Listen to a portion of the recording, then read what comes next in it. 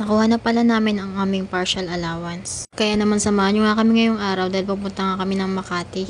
Dahil ngayong araw nga yung release ng aming allowance from TESDA. Dahil nga isa tayo sa scholar ni TESDA, may matatanggap nga tayong allowance. Bali nag-aral kasi ako ng bread and pastry. Dito pala yan sa Makati guys. Buti na nga lang hindi ganong traffic ngayon kaya naman nakarating din kami on time.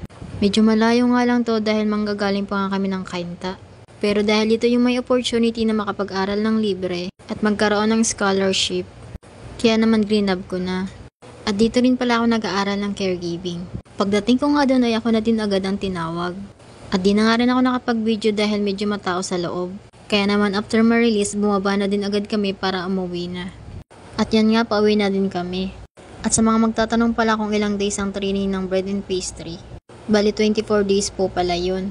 Baling sa amin is 5 days face-to-face then the rest is online class na. Medyo napapahaba na nga tayo kaya naman hanggang dito na lang.